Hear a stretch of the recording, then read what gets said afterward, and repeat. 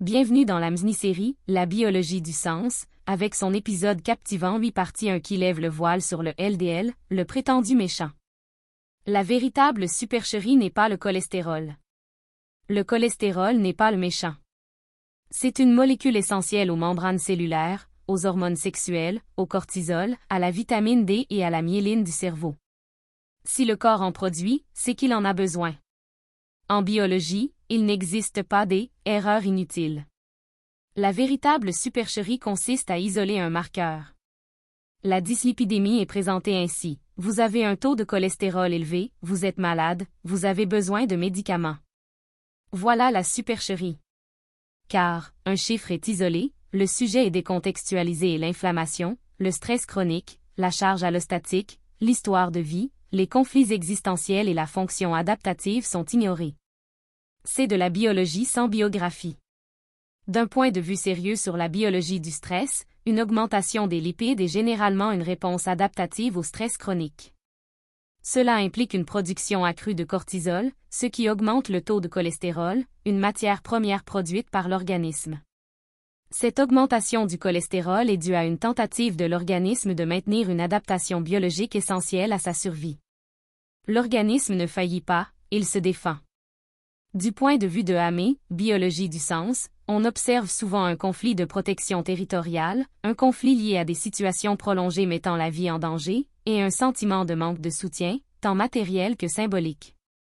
Le foie ne tombe pas malade, il entre dans un programme de survie biologique.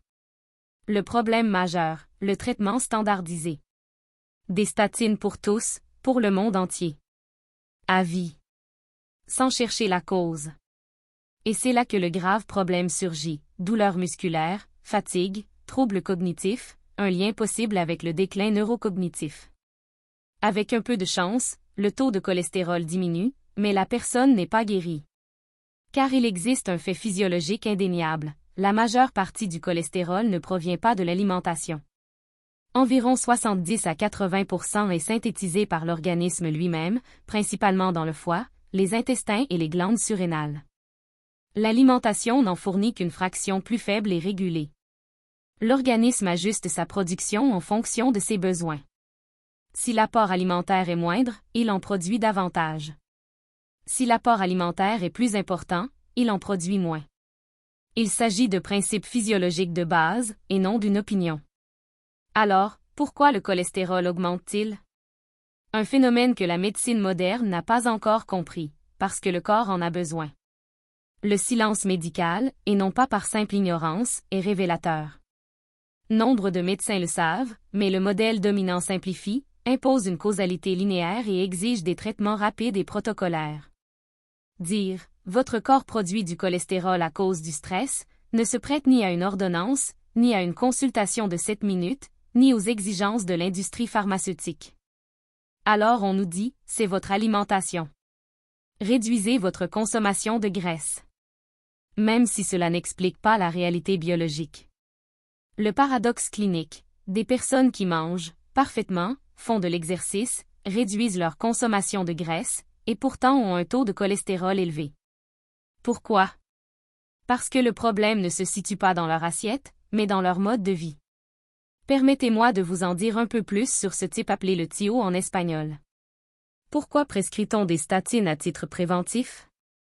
La prévention primaire est l'approche la plus courante en médecine conventionnelle moderne. Elle consiste à prévenir les maladies avant qu'elles ne surviennent.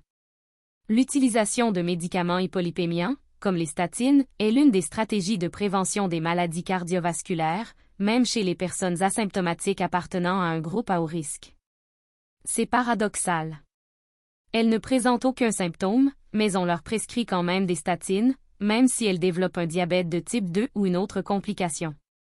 L'idée est qu'un faible taux de cholestérol LDL pourrait réduire le risque d'infarctus et d'autres maladies cardiovasculaires. Ce raisonnement repose sur le modèle traditionnel qui associe un taux de cholestérol élevé à des lésions artérielles.